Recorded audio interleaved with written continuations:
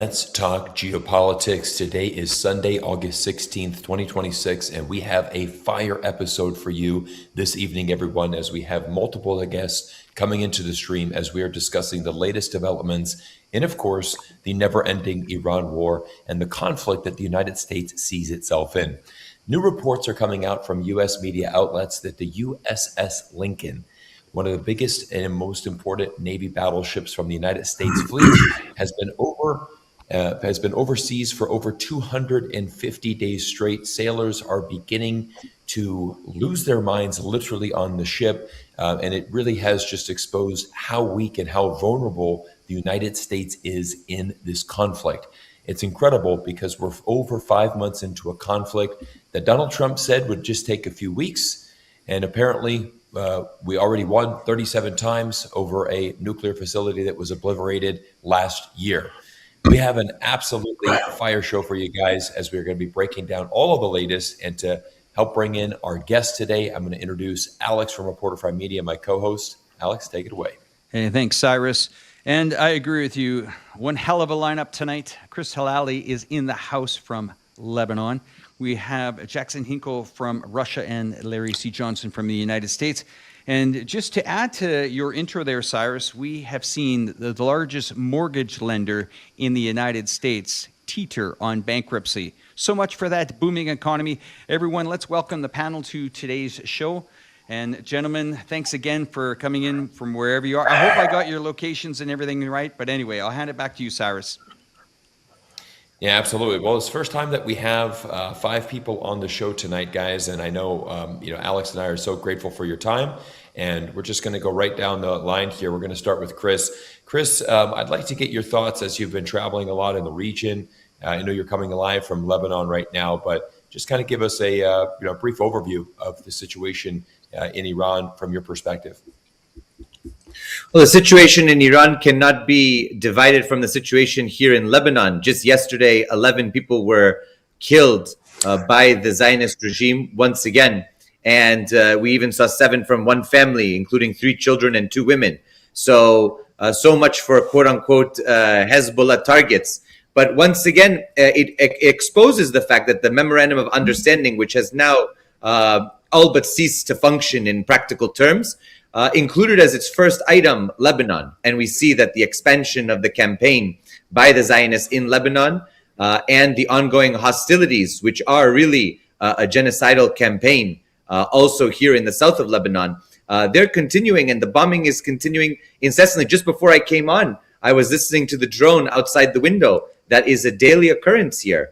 So Iran cannot be separated from what's happening in Lebanon. It also cannot be separated from what's happening between Yemen and Saudi Arabia. We see that the Yemeni armed forces and Ansar Allah are pursuing a policy of siege for siege, blockade for blockade, and they continue their defensive strikes against Saudi oil facilities and shipping in the Red Sea and near the Bab al-Mandeb Strait because of Saudi Arabia's ongoing aggression. So this is all part of what we're seeing. And there's no doubt that the Strait of Hormuz and what's happening in the region is all connected to these different conflicts that we're seeing, which were initiated by the United States and the Zionist regime, and they continue their hostilities in the region. But the resistance continues to fight back, and Trump is in himself realizing that he has himself in a very big pickle here, and he has to find a way out.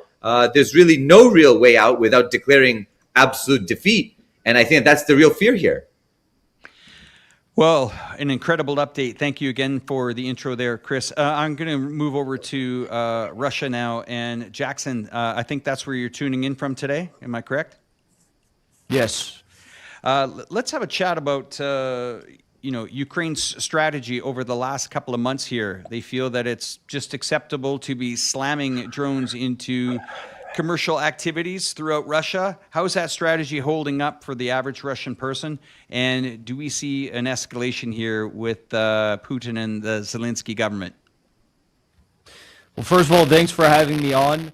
This strategy of rogue terrorism from Ukraine is really nothing new. We're just kind of seeing a supercharged, era that we're living in of it. The problem, though, is that it does nothing to change the dynamics on the front line. And in fact, every single drone that is sent in one of these terrorist operations to blow up a Amazon adjacent company here in Moscow, or a market, or whatever it may be, a university dorm room, which they've also targeted. It's a drone that's, I guess you could see from the Ukrainian side, wasted, that could be utilized on the front line, which is maybe why Ukraine just replaced the godfather of their drone and digitalization of their military efforts, you could say, with a more traditional mind in their defense ministry. So, yeah, I mean, it of course does impact the attitudes and the minds of Russian people in some ways when there are drone attacks taking place each and every day on the capital city, surrounding the capital city. But I think by and large, the populace here in Russia, at least I can speak from the people that I know who are, of course, aware and follow what's going on with the news more than the average Russian maybe, but everyone is kind of just at the end of saying, oh, we can't respond in a very aggressive way, because then that might create some sort of a large-scale reaction from the U.S. or the British or the European Union. People here are done with that mindset. They're now of the mindset that, look, if they're doing these terror attacks on our capital city, we need to do whatever is possible to put the final nail in the coffin with this Ukrainian regime. And that's a decision that the U.S. has made, that Trump has made, that the Ukrainians have made. They've all co-signed onto. They've crossed too many red lines. And they've turned the populace here in Russia from the start of the war into, a population that was maybe ambivalent, or a majority supported the conflict and this liberation effort, to now a population that is very angry and willing to do anything possible to achieve victory. Okay, so thanks for that, Jackson. Audio's a little scratchy, so we're going to get you to check it on your end. Of course, the viewers want to hear you loud and clear, so it could be a connection, but we're going to come back to you. We're going to pivot to Cyrus, and then we'll come right back to you in a moment, Jackson. Cyrus, you and Larry.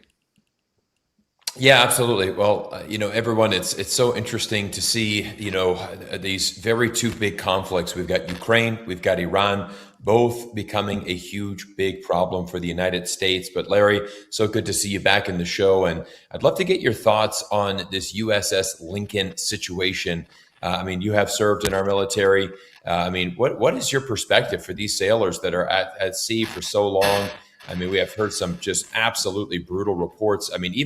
Even getting fresh food to the naval ship is becoming a challenge. Donald Trump, of course, comes out and says, nope, they need to be deployed longer. It's not a problem at all. These guys can stay longer at sea, over 250 days without a port call. That seems absolutely absurd.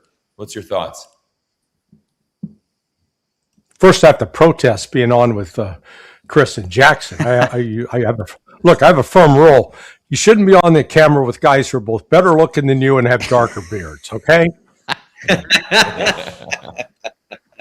But I'll make an exception. Look, this goes beyond the Abraham Lincoln. The entire, what you want to call it, Department of War complex is, let's see, what's the technical term?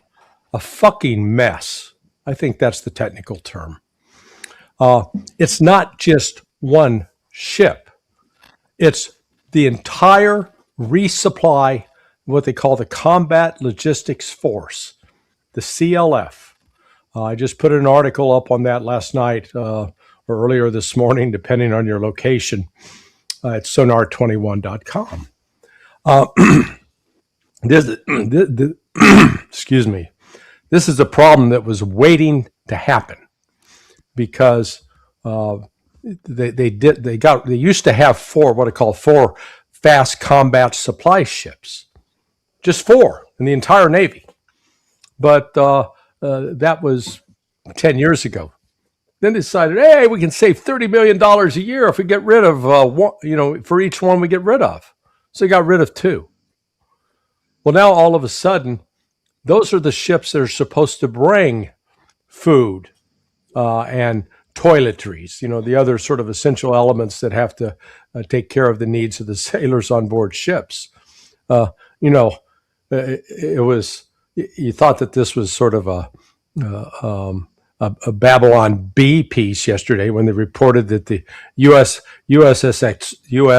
Boxer had run out of tampons. Okay, so the crew is having, the crew and sailors on board are having their period. It didn't used to have that problem when you had all men, even if they declared themselves to be women. But now you've got enough women on board that they're lacking in feminine hygiene products. So you've got the breakdown on that. But it's not just the lack of supplies; it's the suicides. I have been because I wrote an article about 2 months ago regarding the suicide of one of my students, who is a former Navy corpsman, also had been trained as a Marine Corps sniper. Just a terrific kid. I call him kid. If you're in your 40s, you're the age of my son, so you're a kid. Just a tremendous individual, kind and generous and humble, and he killed himself. And then when I looked into it, the numbers here, we're approaching 148,000 former sailors, soldiers, Marines, airmen that have killed themselves since 2001. Now that's a larger number than died in Vietnam and died in Korea and died in every other shitty little war we've run since the Vietnam era. And so it's like an epidemic. Well, I then started having, I had a recently retired lieutenant colonel, who is the president of his West Point class, and he started describing to me the suicide, let's call it a suicide epidemic that he's dealing with. Because when his former classmates kill themselves, it's up to him to put their name on a list and to figure out where they, classify them as combat casualties or non-combat casualties. And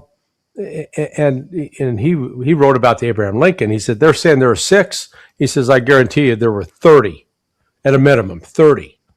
And then he sent me a memo that was put out a year ago, November 2025, from Dan Driscoll, the Secretary of the Army, who ordered, I want to emphasize this, issued an order that every officer and non-commissioned officer must be in contact every day with their soldiers, asking them, how are you?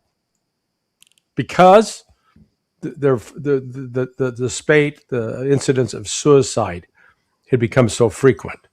And then we learned about a month and a half ago, the U.S. Cyber Command, Air Force, based out of National Security Agency up at Fort Meade, they had a group of 5 suicides in a month.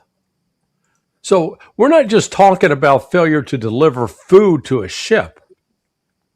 We're talking about a breakdown in morale, a failure to support, a mental health crisis across the U.S. military. And then to top it off, and I'll shut up with this, we just learned that the Pentagon spent $583 million, almost $500 million, on General Dynamics. Hey, guys, build us a plant in Texas that'll make artillery shells, because we gotta keep up with the Russians. And so the $583 or $523 million later, the factory has produced 0 artillery shells, but it's kept the local fire department busy because the damn machines keep catching on fire. And there are Turkish robot machines, which is not a great advertisement for Turkish robotics, because apparently they're like out of control. And they keep crashing into each other, dropping things, breaking things. And so what did our so-called Department of War do? They closed the factory. They shut it down. Okay, operation stopped. But they decided that General Dynamics, who had just pissed away $523 million, they should get another $2.6 billion contract. So welcome to America. Yeah, Larry, I want to thank you for breaking that down. I mean, the level of corruption and honestly, just pure stupidity that is coming from this administration is just mind blowing. I mean, you just couldn't think it could get any worse. And it just seems every single week there's a news story that comes out. It's getting worse. I mean, I've lost friends and family members to suicide. It really does hit very hard for me personally, to see that. And you're very right. If it is something, if there were 5 confirmed, there's always a lot more that doesn't get confirmed. Yeah. So you're bang on with that analysis. And it just shows you the morale and what people are really going through. So, I feel for this because, unfortunately, our soldiers are some of the most propagandized people in the world. You need to fight for the stars and stripes because we're the only country in the world that has freedom. Really? We're the only country in the world? Give me a break. That's propaganda just used to get our young men to go fight these wars for Israel, which is absolutely crazy. I want to go back to Chris here because, Chris, you brought up a great point with the MOU. The very first point is being Lebanon. We continue to see the chaos down there. I'd like to get your thoughts specifically on Iran right now in terms of how are they feeling right now in regards to this situation as it continues to escalate? Do they feel that the Iranians, are they feeling a lot more confident as time goes on, as they see that in this escalation trap that actually it is the Iranians that have escalation dominance over the United States? Is there a general sentiment in the region and amongst the people that, hey, we are surviving this war. The United States is actually losing. We just need to keep holding out and we are going to come out on top. What are your thoughts? Absolutely. I think, having spent just last month, 3 weeks in Iran, the feeling and the sentiment is that, look, we've become a global superpower once more. We are respected throughout the global south. And ultimately, the United States and Zionist regime respect the fact that we haven't collapsed overnight. Not only that, we're even stronger than we were before. And I made a comment when I was at the funeral with Jackson. I made a comment in the Iranian media. I said, look, the United States and Zionist regime in Israel thought that they could, by killing Ayatollah Ali Khamenei, that they could destroy the Iranian government structures overnight. What they ended up doing was making 92 million Khameneis. Yeah. They united the nation. Even people who were critical of him, have rallied around. What has happened since? Now that his son, Sayyid Mojtaba Khamenei, is now the supreme leader, he has just reorganized the military. He has put key people into different positions throughout the military structure, both the Artesh and the IRGC structure. And he's consolidated a lot of the military that operated, as we spoke about, in this mosaic defense strategy, this decentralized strategy that exists in Iran. Now he's allowed for some cohesiveness to take shape, to firm up a lot of things that were down to regional commanders. And really what has happened is a rally around the flag effect unlike any other. The funeral was an enormous move forward for Iran's national sort of sentiment and the patriotism and the religious devotion to the country and the revolution. But now they've realized that Trump continues to put himself deeper and deeper in a hole. First, he continues to say that he's going, that he controls the Strait of Hormuz. Now he said, recently, you played the clip earlier, that he's going to declare the Strait of Hormuz U.S. territory. I'll tell you one thing. Iran is a very patriotic country, and Iranians are very in love with their country, their history, even if they are critical of the government. So this does not help in any way, any sort of plans to divide the people away from the government and the revolution. Not only that, the news that broke out that Trump slid his way like a snake from one airplane into the cart that delivers food into another smaller airplane is absolutely hilarious, even whether it's true or not, and there's different takes on it. The fact that they have become open about this and the fact that Trump is so fearful of the Iranians and Israeli intelligence continues to push this narrative is, I think, a major PR victory for Iran. Because Iran is facing not one, but two nuclear powers. And you see that they don't back down. They have not backed down at all. And in fact, they continue to fire anti-ship missiles at ships that violate the Strait of Hormuz's policies and the control of the IRGC Navy. So I think that what we have here is you have this escalation threat, but the Trump administration doesn't want to go down that path. There are many who are very, very cautious and in fact are absolutely against any sort of escalation, because there's the midterm number one, there's the financial risks number two, there's the Gulf states that they are concerned about number three. And Iran has said that if you go down this path, we're going to escalate at a time when escalation will be catastrophic, not only for the region, but for the global economy. So I think that any sort of idea that Iran is in any vulnerable state now is does not understand, people do not understand the situation on the ground. Iran is very strong and they are prepared for anything that could happen. Yeah, absolutely. Chris, I always love those insights. And I mean, this is the biggest thing that we've seen, from Iran is actually emerge as a regional superpower and certainly a much stronger position in the world. Jackson, I'd like to get your thoughts, because what I always love to do is talk to guests that have been to these countries. You spent a lot of time in Russia. It's amazing to hear your perspective there. For example, I've never been to Russia personally, so I like to talk to the experts that have been and experienced it. But what was your journey through Iran like? What was that funeral like? What was your first impressions of the country? And kind of share that perspective with our audience. I think those insights are so valuable, as again, propaganda in the United States is, and I just wanted everybody to hear this, because in the States, there's a frustration that's growing here, because the common sentiment is, hey, we've hit Iran with everything we got. They have no army. They have no navy. They have no country. We've bombed them to oblivion. Why can't we win this war? Like, why is it still going on? Jackson, from your perspective, what was it like in Iran? Well, I had nothing but great experiences in Iran. So the Iranian people, the Iranian government, they don't hate the American people. They just hate our government, which is launching all these illegal wars all across the place and bombing school children all across the world. And that's pretty understandable. I was just in Tehran. Chris went onward to Najaf and I believe into Mashhad. He went all over the place and even to the south, which was really cool. I'm jealous of him. But Tehran was a beautiful place.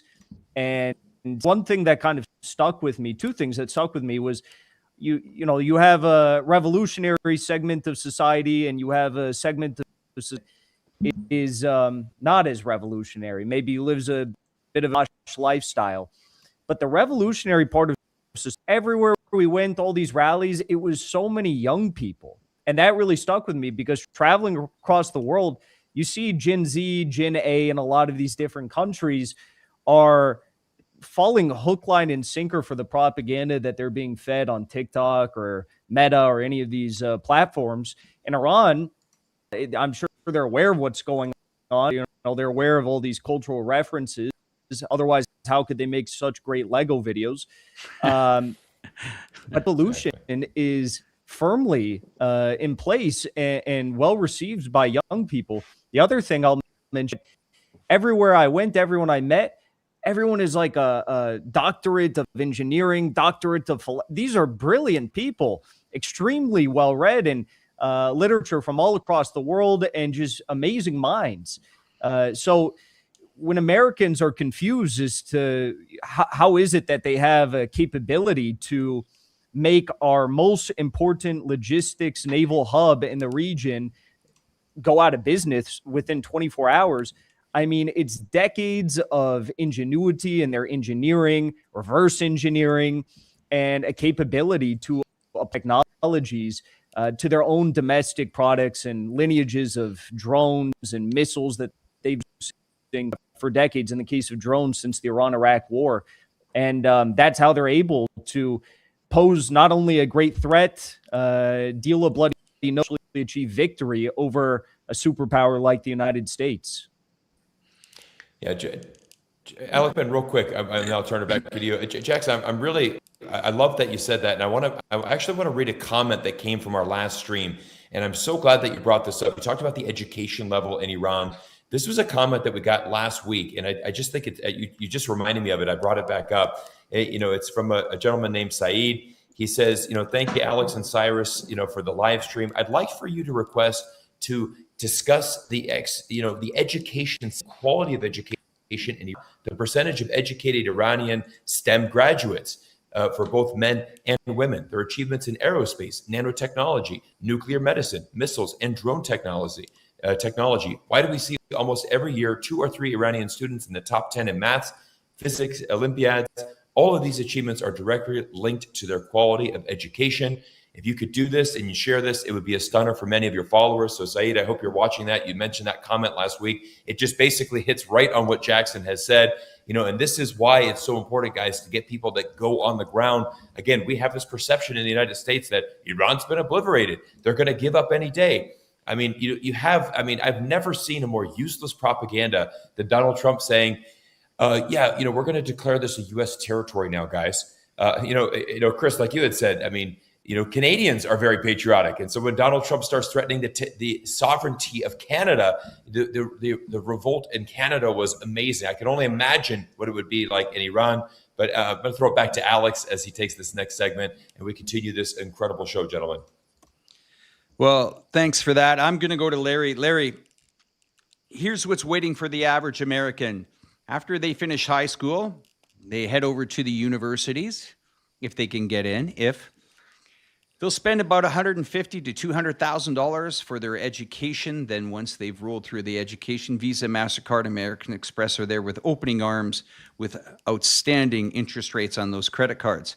Well, they move on to that and get an apartment, maybe in New York, at about $5,000 to $6,000 a month for a one-bedroom apartment. They are then told that, yes, let's get a car. Let's go buy a car and throw that into our bottom line. At the end of the day, the average American is told that a 30, 40, or 50-year mortgage is acceptable. Now, me being in finance as a derivatives trader for over 20 years, I am starting to see cracks. The last week that I am going to mention was United Wholesale Mortgage, UWM, one of America's largest mortgage lenders and dominant wholesale giant, led by a billionaire, recently ran into severe financial trouble, almost went bankrupt on Friday. Now, I think the Americans are playing a little bit game of chicken here with the Iranians.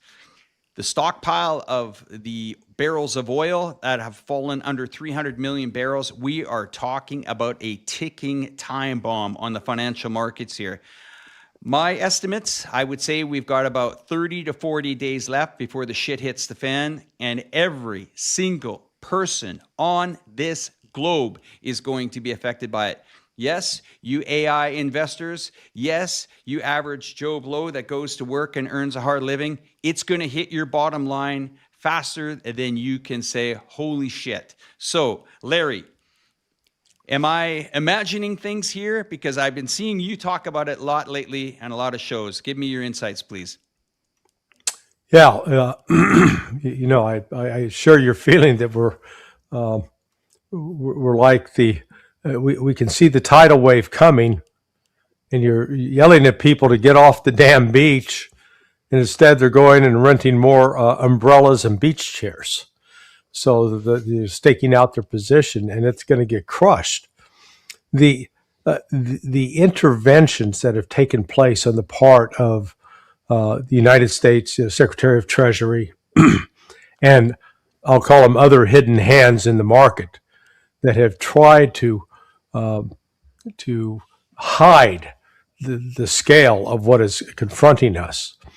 Because when the war started on February 28th, I had not a damn clue how important the Persian Gulf was to the global economy.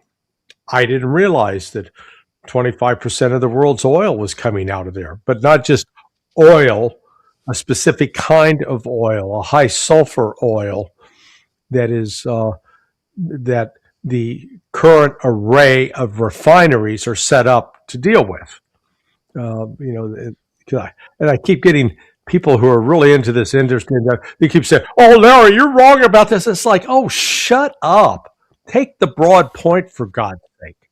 The reality is that as a result of that shortage of oil, we're not producing the diesel and aviation fuel we once were. And this shortage has been now going on since April. Now, it didn't immediately kick in February because there were still tankers out on the ocean that were delivering product. But now product delivery started dropping off dramatically in April. So we got May, June, July, coming in well to the middle of August now, 5 months. Then on top of that, the liquid natural gas. And who knew? I'm going to update the quote attributed to Ambrose Bierce, who was a Civil War veteran of the American Civil War, and it was a famous journalist, but known for being, they called him a hater of mankind, a misanthrope, because he said war was God's way of teaching Americans geography. Well, man, it's gone beyond geography for me. I've learned about the oil market. I've learned about oil refinery. I've learned about the production of diesel, aviation fuel. I'm learning about the refueling, how ships are resupplied. And out of this liquid natural gas that was coming out of the Persian Gulf, 25% of the global supply cut off. And out of that, they harvest helium. And helium represents, I've seen different numbers, between 30 to 40% of the world's supply. Not inconsequential, especially when you consider that's needed to produce computer chips. And then sulfur and urea, which are critical in agriculture. So this is global, as you said. It is a global shortage. And it's not like there are alternatives you can go out there and just pick up, have some country step up its production. So it's just the opposite. So we have been whistling past the graveyard, and the United States has accelerated its depletion of the strategic petroleum reserve. That's one of the ways they've helped keep the price of oil down and keep the illusion that, we got plenty of supply. Don't worry, this is going to be great. And it's not great. Yeah, we're getting ready to run into a tsunami of economic chaos. And I would argue right now, I can't produce the numbers to prove it, but I think we're already facing a global recession. The question is it going to tip over to become a global depression, which is a technical term in terms of the decrease in economic activity over, I think, a 2 or 3 month period. Well, if it's already started and you're experiencing that, you don't need some damn economist with the statistics to tell you that you're screwed. Larry, I want to bring something up. If I can get a link up on the screen. What I'm about to explain to everybody here is an ETF called Breakwave Tanker Shipping ETF. We're going to see if we can get a stock chart brought up. Now, this is something to view. It is currently trading at around $381 a share. Back in February, it was about $30 a share. This is an ETF designed. It's designed to track the tanker future index allocated across 2 main crude tanker categories. Here it is here. There's the ETF. I caught on to this at around the $75, $80 mark. This is covering the VLCCs in the Middle East, 90% of the very large crude carriers, and 10% of the Suez tankers. Why is this graph so important? I'll tell you guys why. They are not buying the bullshit that the Trump administration is dishing out. This thing hit $381 on Friday, 52-week range. That is an ETF covering the insurance of VLCCs in 2 very important areas in this globe.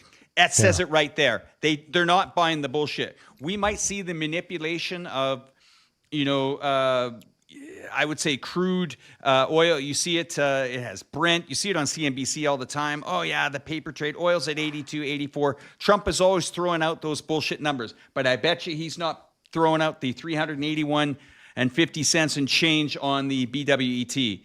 This is coming. As I totally agree with you. Get your goddamn chairs off the beach because it's coming. Yeah. Let's go to the full panel, gentlemen. I just had to make my point there to warn everybody that clear the deck chairs out, as Larry said. Over to you, Cyrus. Oh no, I think it's really important because again, there's a facade that exists here in the United States where Americans, we get, for example, we're getting close to the NFL football season, so people are distracted. They're worried about their favorite team playing a game on Sunday, as opposed to the absolute carnage that's being unleashed around the world that ultimately backfires and and ultimately hurts the United States. I mean, gentlemen, we talked about, the crisis in oil. I want to give a huge shout out to China. China's the one that actually saved the global economy by reducing its oil imports and allowing other countries around the world to have that excess oil. China has the deepest reserves, over 1.4 billion barrels. China can go, without importing for over 12 to 13 months long. Yeah. Many places in Europe can go several weeks. India could maybe last a couple of days. It's China is the one that has actually, built that strategic petroleum reserve. Why have they done that? Because they have good relationships with Russia and Iran, and we're buying a lot of the cheap oil that was sanctioned by the United States. So really a double whammy for the United States because our oil is at a strategic loss, at a strategic low point. And, China's been able to keep those good relationships with countries around the world and position themselves much stronger for the future. I want to step in and add to that, Cyrus. You were saying that China did the world a favor. It did indeed. It's stopped buying about 5 million barrels a day during this crisis.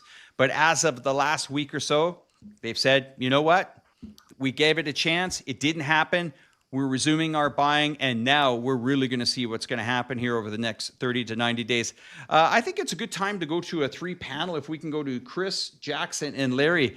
I want to give you guys the floor here to chat amongst yourselves and really kind of, well, it's a first for me to see the three of you on the screen. I'd be interested what you guys got to say. Well, where do we start? So let me before we jump into that.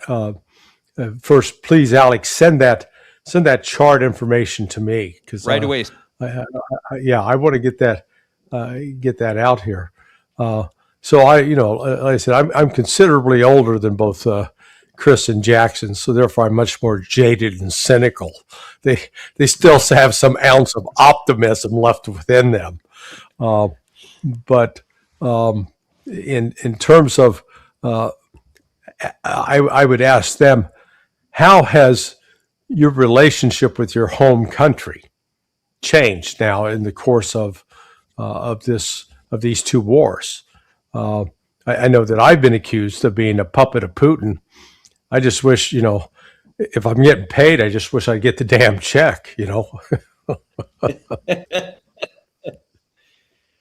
Well, Larry, I don't know if you know, but Jackson and I were on 7 congressmen to Rubio and Blanche, state and acting attorney general, accusing plus another young woman, Calla Walsh, of being IRGC agents, of supporting terrorism. We should have our citizenship stripped, and we should be charged under this so-called Execution Act from 1996, that somehow we are so treasonous that we should be executed. I mean, that's how we've been treated. We've been called everything. They're thrown every label and everything in the book. I mean, I'm sure Jackson and I would gladly take a paycheck, but we don't. We do our work every day. We are involved in media work that we do. And you've seen how we've been treated. I'm a veteran. I served in the U.S. military. Jackson has been an upstanding U.S. citizen, no criminal record, no nothing. And this is how we're treated, just for speaking the truth, just for going to the Donbass, going to Iran, going to Lebanon, going to Yemen. You know it very well. The three of us have been together in person. We've seen how not only we've been treated, but others have been treated as well. Yeah, Jackson. I think we've all been thrown under the bus by this regime, which is, people say all these crazy things about us, like we don't value the Constitution, we don't value American values, but no one is fighting harder to strip American rights away than the U.S. government. I mean, if they had a magic wand and could get rid of free speech yesterday, they would have already done it.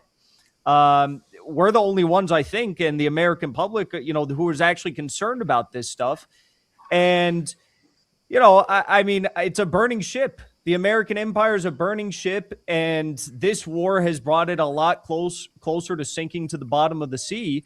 And I think that as this all continues to unfold, we're talking about the economy.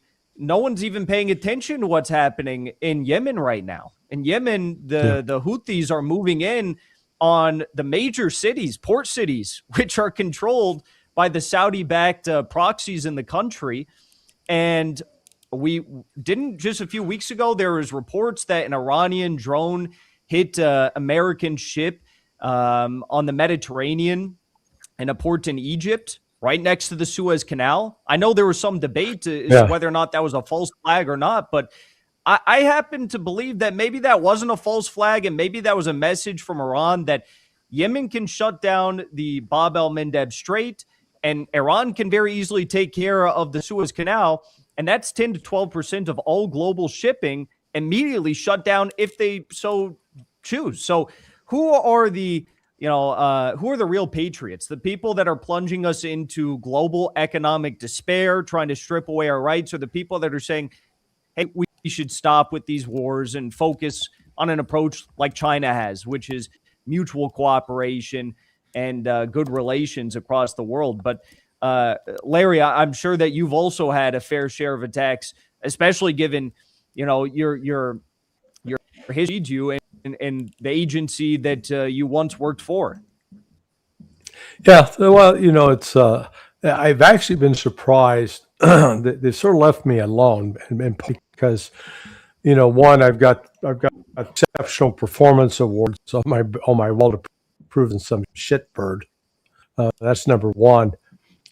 Number two, if they come after me, the whole discovery process would be pretty damn ugly for the U.S. government, because we go back to uncovering. Because I for better or for worse, I know how the damn system works. I've been fortunate in my career. I wasn't locked into just one silo, but having worked both in the CIA on both the operations side of the house and on the analytical side of the house, having worked the policy side at state, having worked the military and the special operations sphere, knowing what goes on there.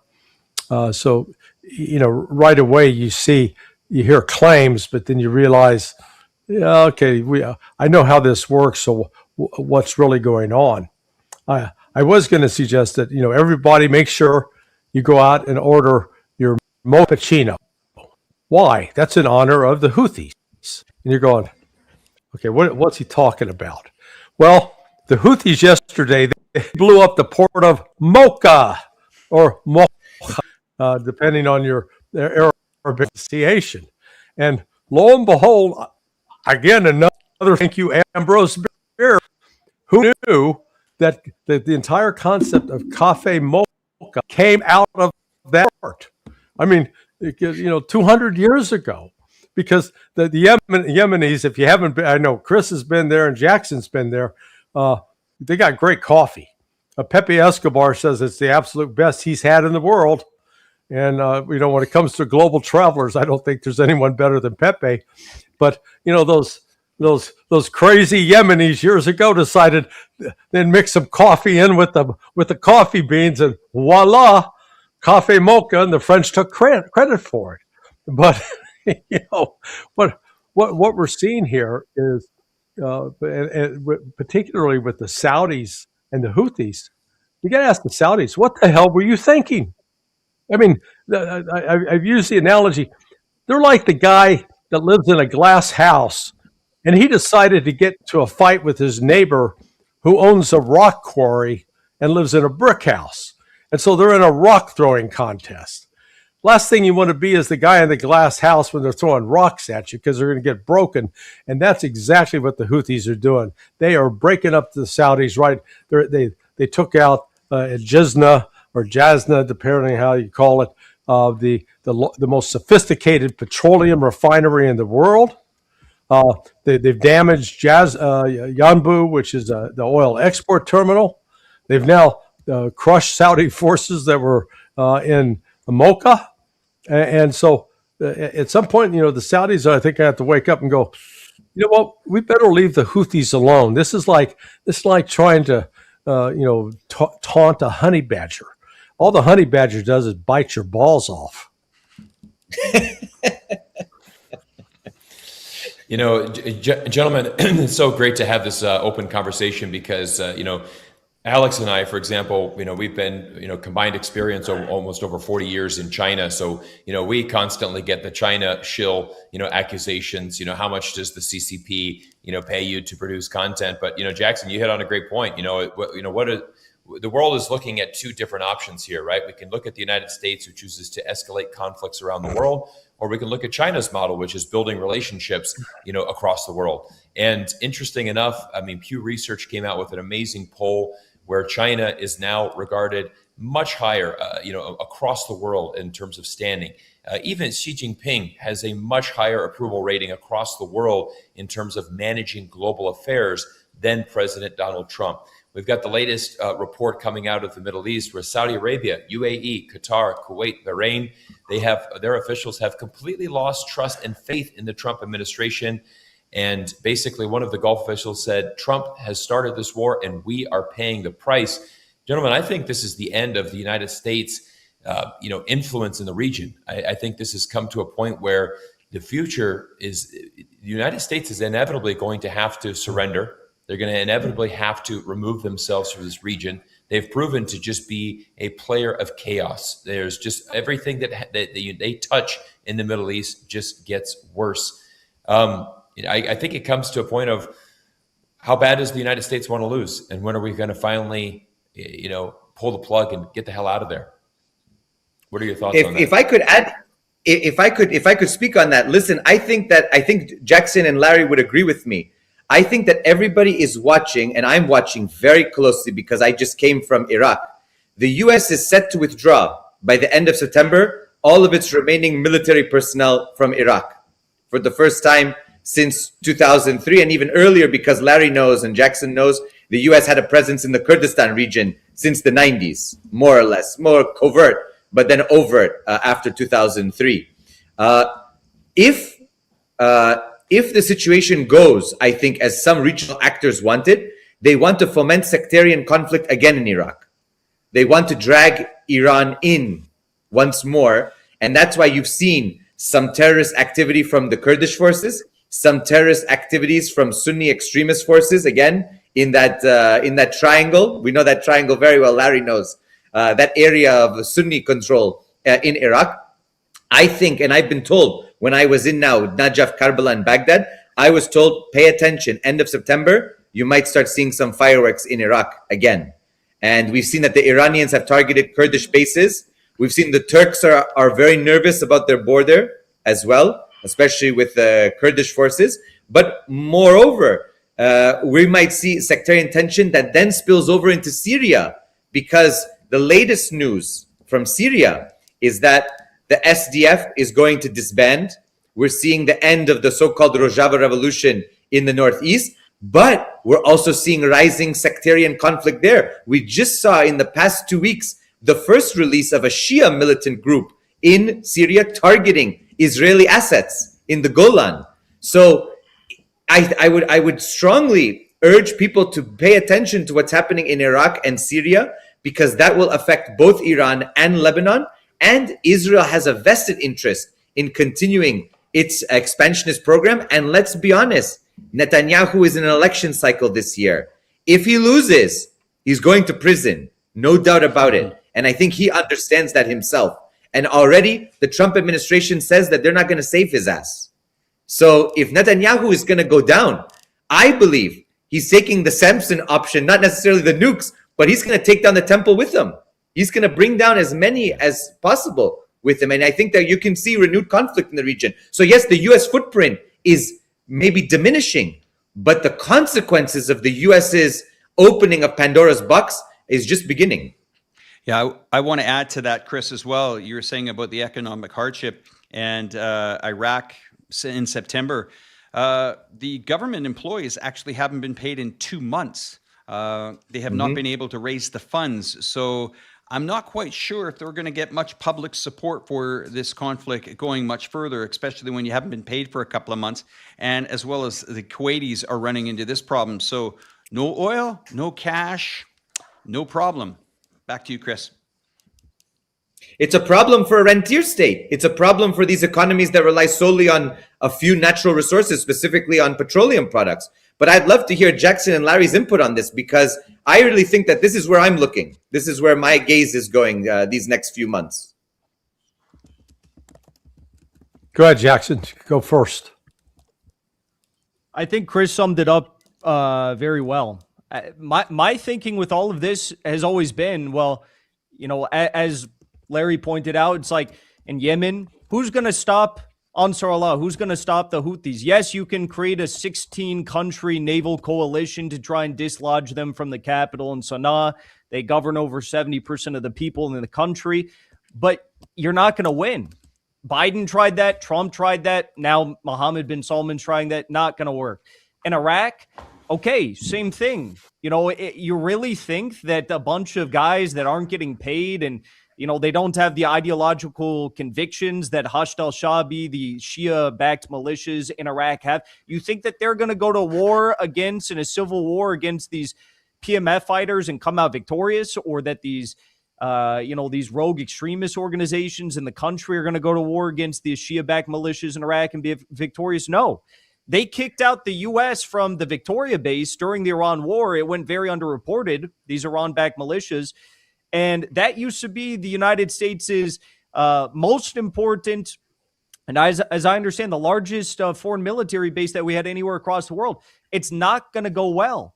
So yes, they can plunge the region into further chaos and further darkness, but we just always come back to the same answer, that being that sooner or later, they're going to have to admit defeat, and it's not going to, each and every day that passes, Iran and their allies in the region are able to ask for more, demand more in these ceasefire proposals that are put forward.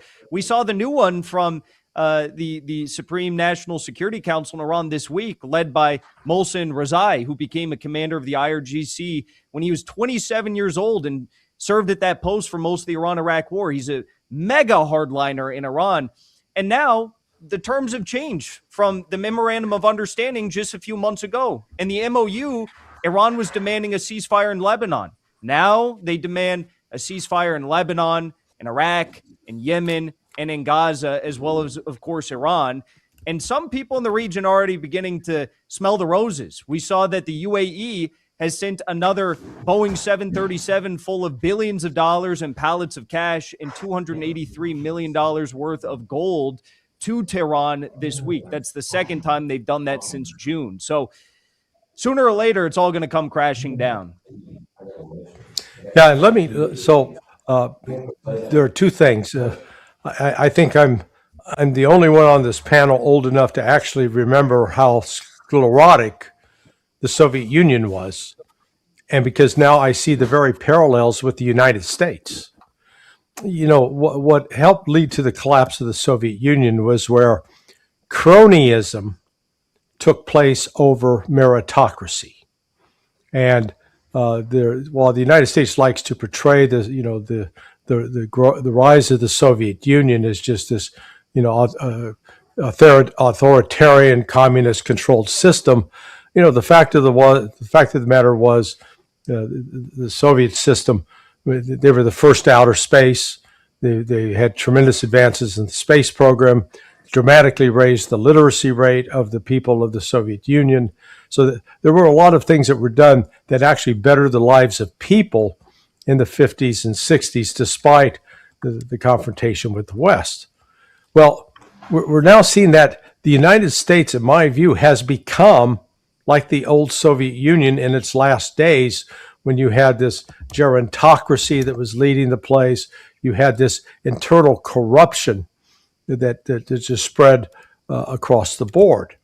And the failure to do any kind of planning, which we're seeing now in the Department of War / Defense / Pentagon, 78% of their weapon systems are dependent on 5 rare earth minerals and 4 rare earth minerals and 1 metal, tungsten, that China controls the supply chain. And it's not that they're all produced in China. It's just that China has done the processing. Processing's the key. And so we witnessed this absurdity the other day where the Department of War says, oh, hey, Lockheed Martin, we need to have 13,000 more PAC-3 missiles. Please just, crap them out your ass. And Lockheed Martin says, hey, we'll happily take the money. But one little problem, there are two critical magnets that only China produces, and China has told us to go fuck off. So we don't get them.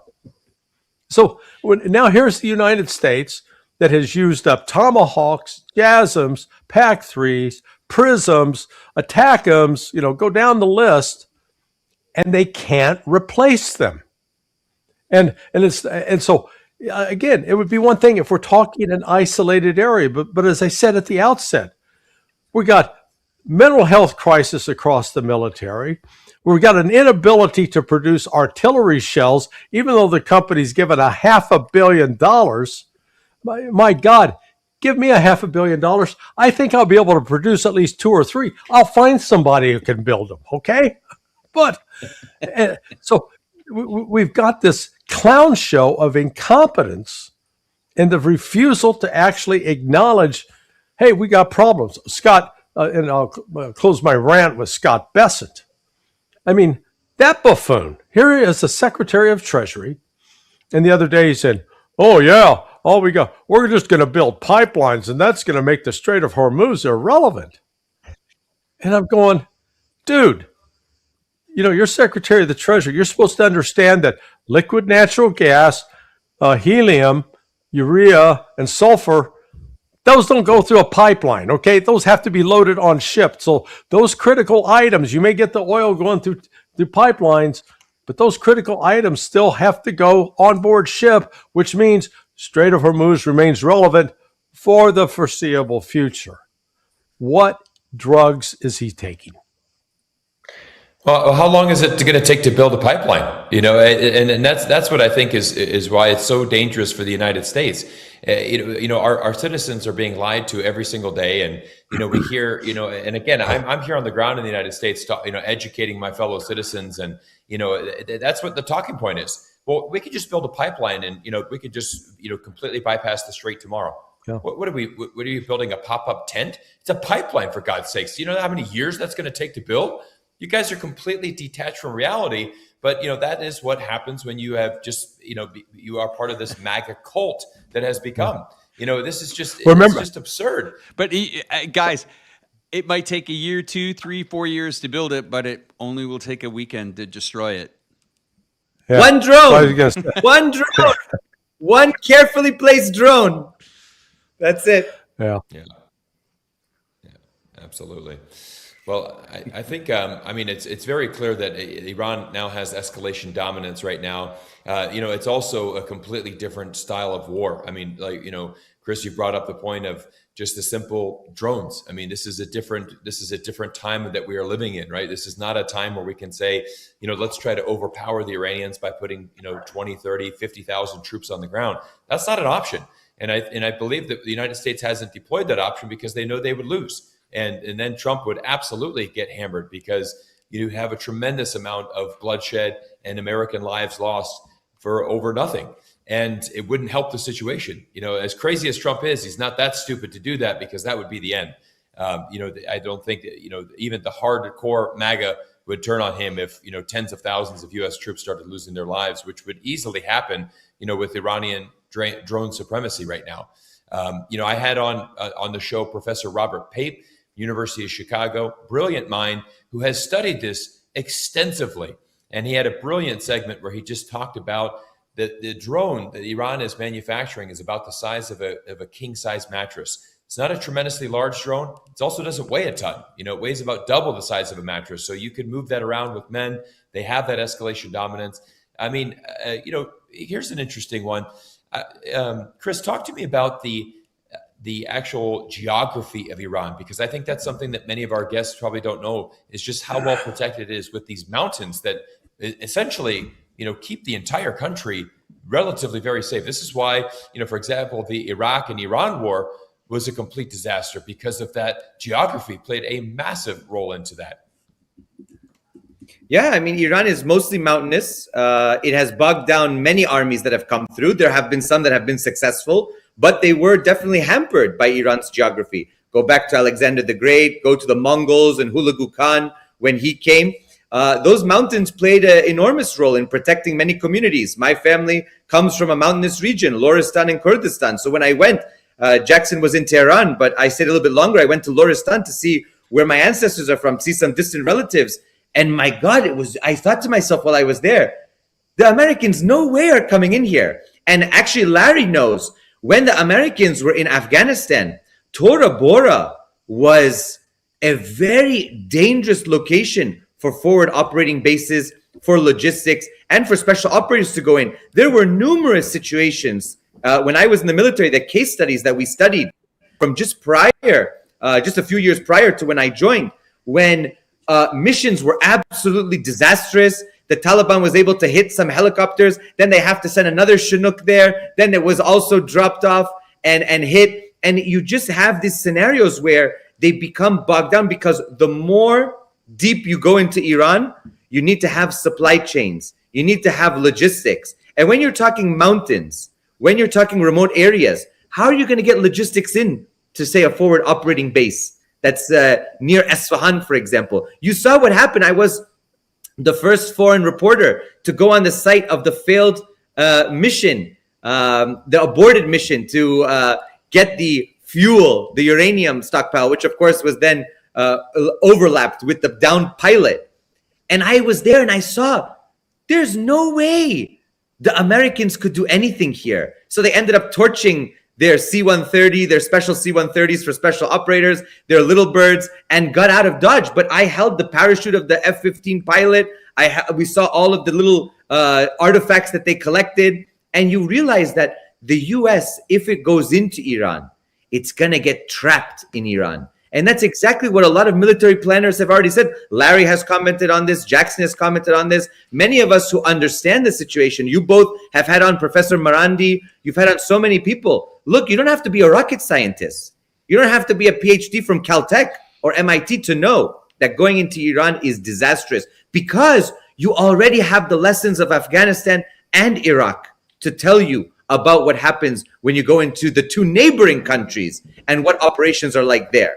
Special operators can go in, but you already saw what happened with special operators in the 80s, and you saw what happened with special operators in 2020. It's a disaster for the U.S., and it would be catastrophic for the U.S. There's no doubt about it. Yeah, something I want to add now. I just want to move over to the Ukraine situation for a moment and talk to Jackson about this. Jackson, I follow a lot of commentators on both sides. Of course, we both know Patrick Lancaster. But on the Ukraine side, I was following a lot of vloggers over the last year to see, their take on the situation. And about 10 days ago, their opinions have massively changed. The look on their faces when they're walking the street saying, normally we wake up and we hear 59 of 61 were intercepted, 350 of 356 drones were intercepted, and the look of their face when they say everything's getting through. And from you to our viewers, what can Kiev expect here over the next few months? Well, I mean, they can expect what's been happening over the past few years just at a heightened scale, I think. We see that the last main salient in Donetsk is the Kramatorsk, Slavyansk salient. And right now we see that Russian forces are moving in on that in Konstantinovka. But also, as you mentioned, with the missile strikes, I mean, what else could you possibly expect when you're just bombing civilian sites, civilian businesses? They're hitting big businesses, they're hitting small businesses with these drone strikes that they were using to target in and around Moscow and across Russian regions. And some of these drones, it appears a good number of them are being launched from within the country. So you got saboteurs doing this stuff. It's just terrorism. And no one can tolerate terrorism, especially within these acts which are being launched from within their own borders. We had just this week or last week, there was a bombing incident in the very heart of Moscow's, on one of the Seven Sisters buildings that Stalin built, trying to target a group of generals and military officials. So, with stuff like this, of course, Russia's going to be taking out the big guns. They're going to be firing them at major locations. And again, you kind of have to sit back and wonder, it's like, if you were in this position, if you're the leader of a country which is being attacked like Ukraine has done, not fighting a battle like real men, they're just rounding up people off the streets and sending them to their death as they pay people $4,000 to commit acts of terror in Moscow. That's not how a real person fights a war. That's how Israelis fight a war.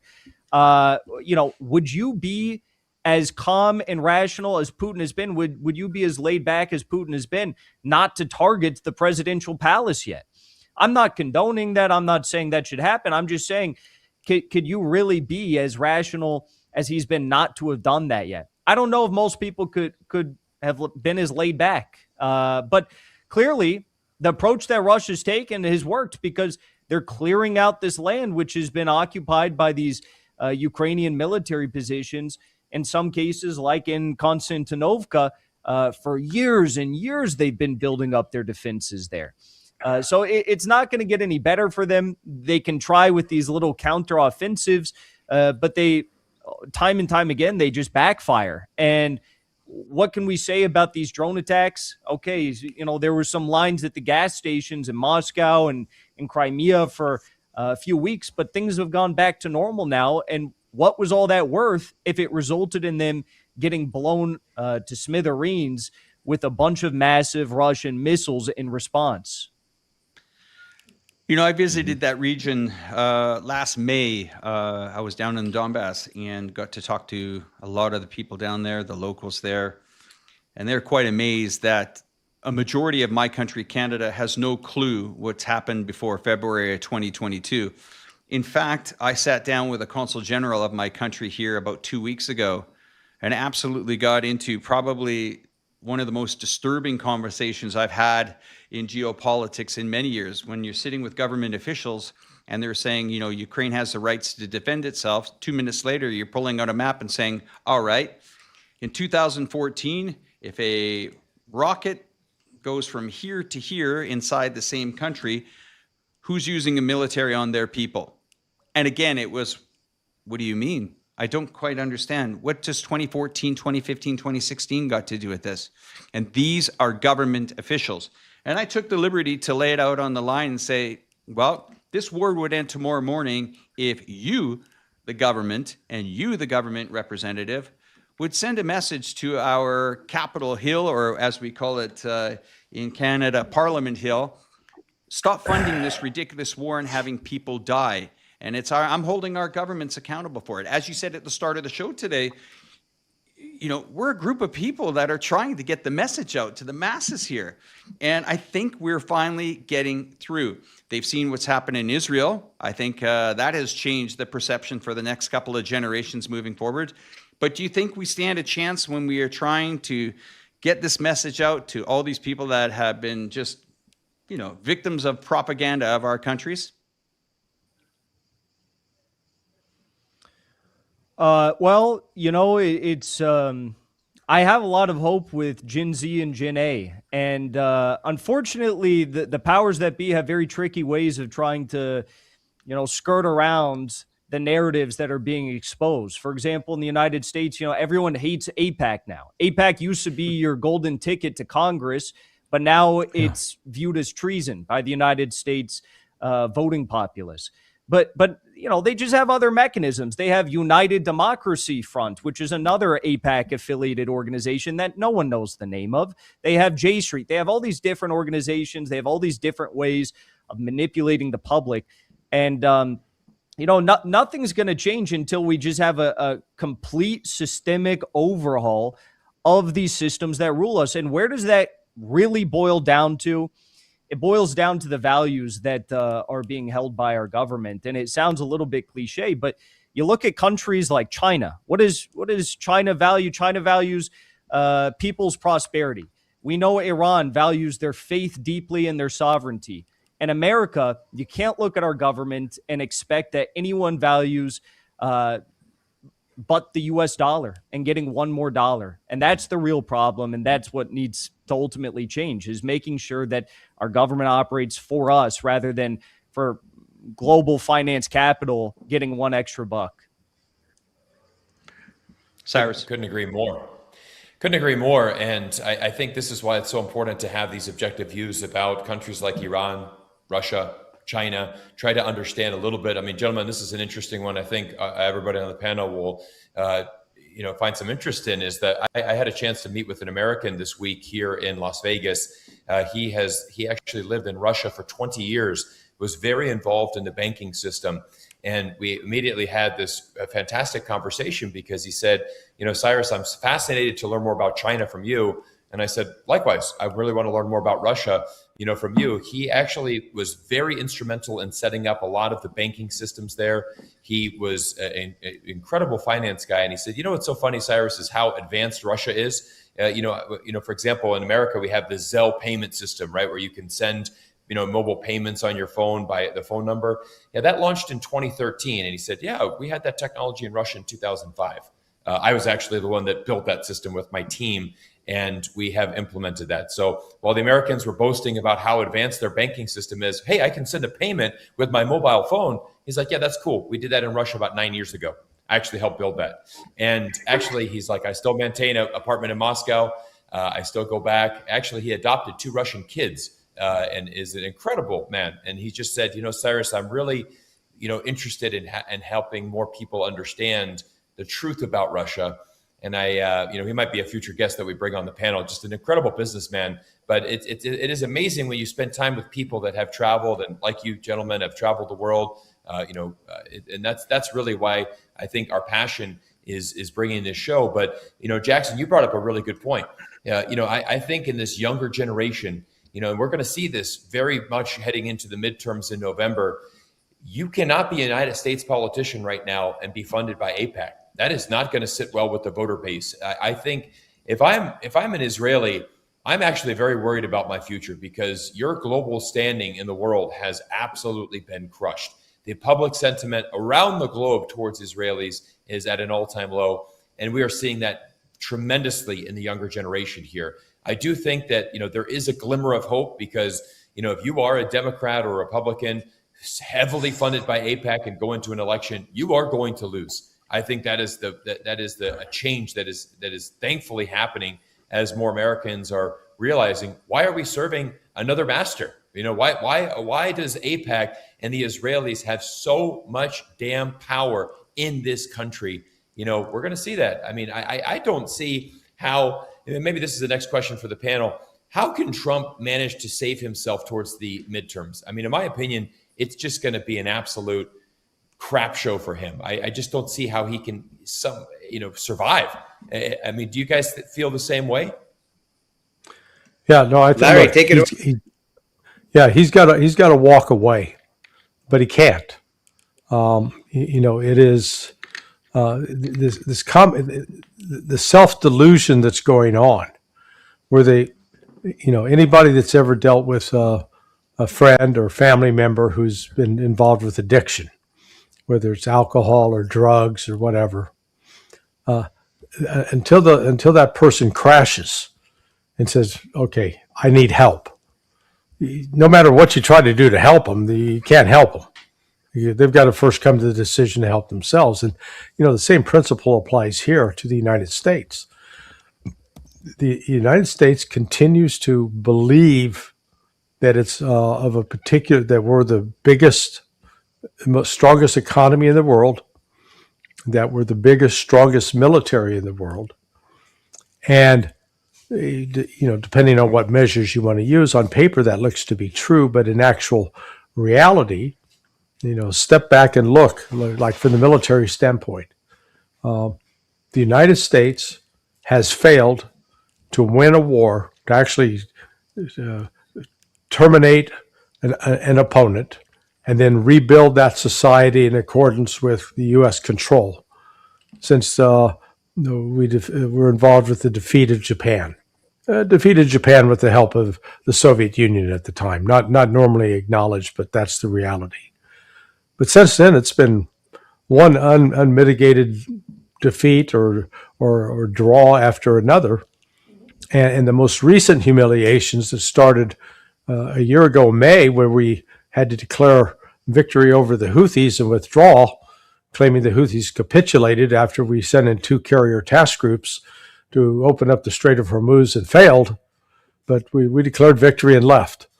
And, the Houthis were left asking themselves, did you capitulate? I didn't capitulate. And but the United States sold that myth. But then comes the war of choice, let's call it the Pearl Harbor of 2000 of the 21st century, the 26 February attack on Iran. Again, according to conventional wisdom, man, this was going to be a wipeout. And then here we are 6 months later, and Iran is still standing, and the United States has utterly failed to defeat it militarily. And on top of that, Iran has driven the United States out of the Persian Gulf.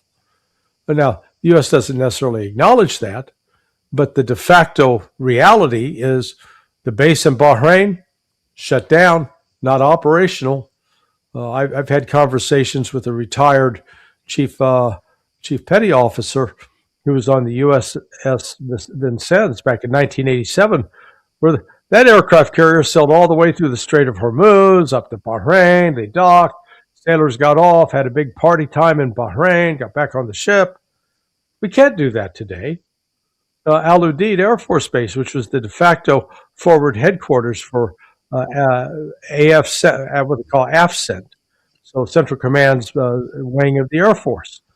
Again, for over 20 years, that's been the de facto headquarters. No longer. Pulled them out. Too dangerous. So Iran has effectively defeated the United States toe-to-toe. And still the United States is in denial about that with, Trump insisting, the Strait of Hormuz is open, wide open. Then why are we continuing military operations against Iran if it's wide open? Because if it's wide open, we shouldn't have to do that. So, that's what I say, this lie after lie after lie. But there is this thing called reality that tends to intrude. And that's what I think is Alex was referring to earlier, that when this economic crisis that's out there looming on the horizon, I believe will dwarf anything that we've seen probably since the 1930s. And it's that catastrophic. And everybody's faith in these systems that are based upon lies, they're going to become in for quite a rude awakening. Larry, if I could ask you a quick question, I want to get your perspective as well. What is your prediction for the midterms? Yeah, well, right now I was in Chattanooga 2 weeks ago now, with Robert Barnes and Rick Barris, who's a pollster. And Barris is, he's one of those independent guys who actually can get the truth out. It's looking damn ugly for the Republicans. They're going to get wiped out. Now, the one thing that could change that is if the Democrats go for full Democrat Socialists of America crazy, it's going to give the Republicans the kind of demonization theme that will potentially save them from suffering as bad a loss as they could. So it's still a dynamic situation, but again, the economics of this, you still even hear hints of it from Trump and Rubio and J.D. Vance the other day, that the preoccupations with the price of gas and diesel. Well, no shit. You've got a global shortage. There's no way to replace that global shortage. And in fact, Trump's foreign policy relations with Canada, instead of cultivating Canada, who's got been a major provider of that sour crude that our refineries on the Gulf Coast need, we've pissed them off so that the Canadians are now saying, screw you, we're selling everything to China. Yeah, this is insane. I just want to add, I heard a funny saying last week. It's every oil rig for himself. Something I wanted to add about the midterms here, and then as we go into the elections in a couple of years, does anybody ever take into consideration? We have the Democrats, we have the Republicans, and then we have, I would say, potential third party coming up here. Now, everyone seems to think, well, this party's got to get the majority to make things change in the Congress, in the House, and of course in the Senate. But I don't think anyone's taken into consideration that if the independents form a small coalition together of maybe 5 to 8 senator seats and maybe 10 to 15 seats in the House, that they could actually sway a vote one way or sway it another way, because it would be a total gridlock for a long time. And currently, right now, I believe we have maybe 3 or 4 independents in the Senate and a handful in the House. But does anyone kind of take that into the calculations moving forward, that, hey, if there was 10 new senators with independent seats and maybe 20 different House seats were given up to independents, that could maybe change the whole way the government is run? I've not heard anybody. I think it's a great point, and I've not heard anybody discuss that as something that they put on the reality table. But yet, in light of, we saw that photograph 2 weeks ago with Tucker Carlson, Marjorie Taylor Greene, Thomas Massey, Joe Kent. There is a real. Do you guys remember Thomas McCluskey? So if you remember during the Black Lives Matter riots in St. Louis, McCluskey and his wife were the two standing outside their home. He had a AR in his hands and his wife was waving a pistol around. Okay. McCluskey was a Republican. He ran Trump's campaign in Pennsylvania in 2016. He interviewed me a week ago Friday. Man, he's pissed off at Trump over Israel. I mean, so when you're losing guys like that, I mean, we're not talking some guy who's just sort of peripheral. Yeah, I'll support Trump in the election. No, man, he was in all the way as a worker bee. Right. When Trump's losing people like that, that's a sign that Donald, you got some problems. He's got more problems than hiding in that food cart behind the chicken pot pies and the chicken liver pate. Well, I think that's honestly, what the biggest story is going to be going into November with the midterms is I do think that we're seeing a slow awakening here in the United States, most especially with the younger generation. And I think that, there is some hope there that hopefully that we can have a change. I mean, we're going to see what the Tucker Carlsons, the Marjorie Taylor Greene, and that, that photo that, certainly drew a lot of interest on the internet. We'll see if that actually materializes into a, new political movement in this country. Alex and I know from our time in Canada, I mean, Canada is very interesting with 5 political parties. And, actually that third party, the NDP. It's the most important one. It is the most important one because you have the Liberals and the Conservatives, but the NDP has a very large presence and inevitably they're going to be the swing vote, right? So you've got to have the favor of the NDP to get on your side to get something passed. So I could see that. I mean, I don't think that you're going to see a new president be elected, from a brand new party. But, Alex has made a good point. If there's enough movement going on, hopefully we can make some change. But I think ultimately this just really reflects on the United States of what a complete disaster this has been. But honestly, guys, I mean, this is everything that Donald Trump touches, turns into a disaster. I mean, look at the 250th, what was it, the parade or the grand fair that they put on in Washington, D.C. that was a complete Mickey Mouse show. That's just the perfect representation of the Donald Trump presidency. But, Cyrus, I just don't want to add it. Chris, one second. I just want to get it off my brain while it's in there. I don't want to just blame the Republicans. I feel that even the Democrats and the Republicans has just melted together into this one big slob. I don't know what to describe it anymore, but Chuck Schumer, I mean, Democrat, where's his loyalty? I mean, what we're seeing is these people that are running that have taken APEC money are getting absolutely ratioed. in the primaries, and that's just actually going for the seats against maybe an incumbent. But where you see it picking up momentum is what I said. All you have to do is once you are going head to head. All right, did you take money from AIPAC? Yes or no? What country do you support? Israel or the United States? And at that point, you just run on those two things. And if you haven't taken AIPAC money and you're all about America first, you're in there. Very simple. You don't have to spend multi-billions of dollars and millions of dollars. And I think that photo taken a couple of weeks back is extremely important because it's sending a message saying, you know what?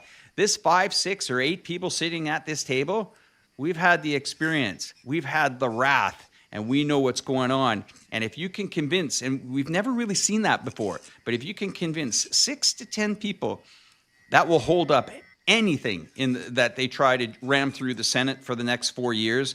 And if you get 20 seats in the House, again, that will change the whole dynamics. I think people are sick and tired. Over to you, Chris. Thanks for that. No, of course. And Alex, you're right. I mean, Larry and Jackson know, Cyrus, I'm sure, knows you as well, that in the US, we call it the uniparty, the Republicans and Democrats together. I mean, you think about military-industrial complex, you think about big pharma, you think about all the big lobbying interests, and especially AIPAC and Israel, and they are pretty much united. We always used to joke and say, after a session on the House floor or the Senate floor, they go together, they go to the same golf clubs, they go to the same parties.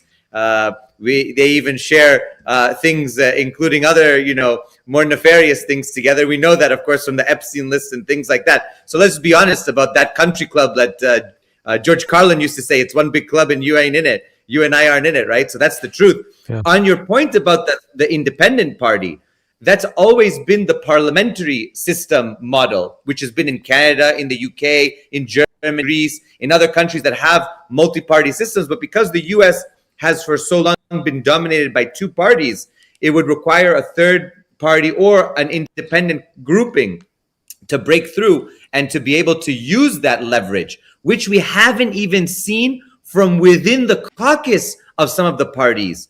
Though they've threatened it on both the Tea Party section, Larry remembers especially a decade ago or so, the Tea Party crew and what they were trying to leverage, and also with the sort of DSA crew over the past, and Jackson knows this very well, the progressives, what they've tried to leverage, they haven't used that full power. But I will say, if the Democrats take the House, the Senate, or both, I'm not so sure about the Senate, but I think that they might take the House more than likely, you're going to see impeachment proceedings again. We're going to go down the same rabbit hole that we went down in the first Trump administration, impeachment, this, that, and that's going to bog Trump down domestically.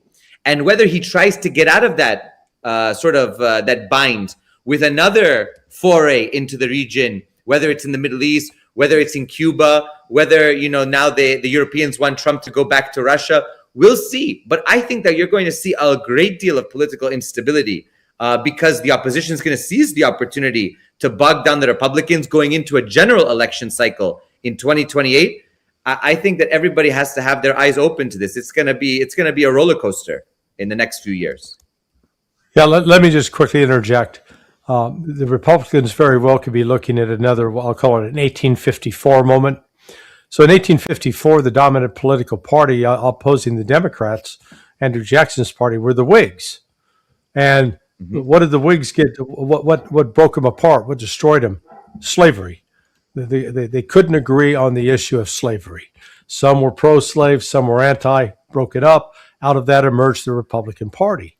Well, what we have right now in the 21st century, I would argue, is the whole issue of supporting Israel it's like slavery was in terms of it's dividing internally the Republicans that, one's want to be the Zionist supporters and everyone else is saying this is ridiculous. We got to put America first, which I think is actually, that's going to break apart the Republican Party.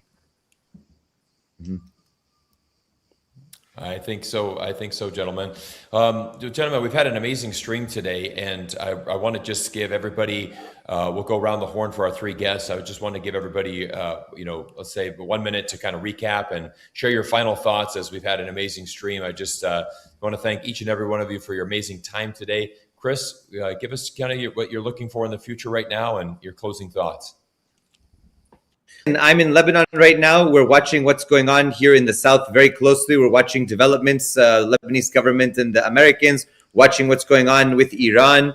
Of course, the special military operation is continuing, and Jackson outlined it very well, that we're going to see, I think, a big push in the coming weeks for some of those last areas to be liberated in Donetsk. And we're seeing Yemen on the move. We're seeing what's going on with Iraq and Syria. So I'm watching things very closely. And of course, Cuba is still in the mix. It's been a little bit quiet on the Cuba front, but I still think that Cuba's in the crosshairs of the U.S. empire. So I'm watching these things, and thank you again for having me. It's a real pleasure to be on this distinguished panel with Jackson and Larry and you both. Thank you so much. Over to you, Jackson. You're muted. Muted, buddy.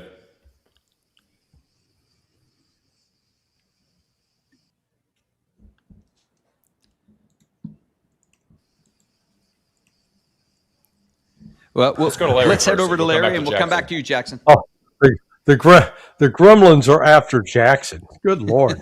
That's it. Jackson's under attack. Leave the kid alone, please. Yeah. No, listen. I'm always, one of the sort of the beauties of the internet. We can talk about a lot of negatives, but the internet has, like in my case, allowed me to build, new friendships, new relationships with people, like Alex and Cyrus, Chris and Jackson. I've been interviewed a couple of times by Chris. We've been on a couple of different shows together. Same with Jackson. We've also been able, to meet in person, but then, that network expands out, the Pepe Escobars, the Alistair Crooks, Doug McGregor's, Danny Davis, Professor Morandi, as I call him, the Virginian, because he was born in Virginia.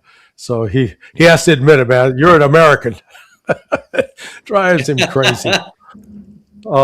I bet. But we're at a pivotal time in the world's history where we are witnessing the dismantling of a global economic system that was erected by the United States in the wake of World War II and has been dominated by the United States in the wake of World War II, using, initially with gold and then with the petrodollar.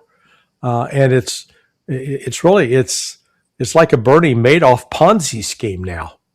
It's being kept afloat with a lot of lies, and and in tandem with that, what we've witnessed, and I don't think it was purposeful necessarily, but the response to the U.S.-led attack to try to control and Russia and punish Russia for reacting to the provocation of the West in Ukraine has led to the creation of an alternative financial system with Russia and China. They are the cornerstones of this system.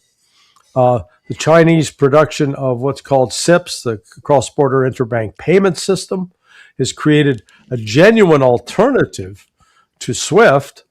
Here's Scott Besson thinking he's in the old days. We've got Iran's more isolated now than ever. Well, hell, let's go back 11 years. In 2015, during JCPOA, Russia and China were lined up with the West in imposing sanctions on Iran. That's pretty isolated, in my view. Today, Russia and China have told the West to go pound sand. They're not doing that. So you've got trade routes open through the Caspian between Iran and Russia. You've got the East-West, the old Silk and the new Silk Road between China and Iran over a railroad and with air bridges. And you've got overland trade with Pakistan. Iran is far, far from isolated. And it said, you know what? We're not dealing anymore, if we can avoid it, with U.S. currency. We're dealing with the Chinese. So all of a sudden, Iranian assets are going to be tied up in Chinese banks, and the United States can't touch them. Union Bank. So that's where that's what we're looking at here is the end of a globalist colonial system that actually had about 500 years behind it. It's coming to an end. And what is emerging is new, vibrant, and dynamic. And China and Russia are in the lead of it, in my view. Can you hear me now? Yeah, here we go. All right, Jackson, close us out. I'll Close her out. Thank you for having me on. I was just going to wrap up by saying that, I think that I have a very grim future outlook for America. I think that it's headed towards something much worse than the continued dominance of the duopoly in DC. I think it would be unlikely if we didn't head towards something like civil war. I mean, I know that sounds a little bit crazy, and people have an idea in their head that means like two conventional armies fighting against each other.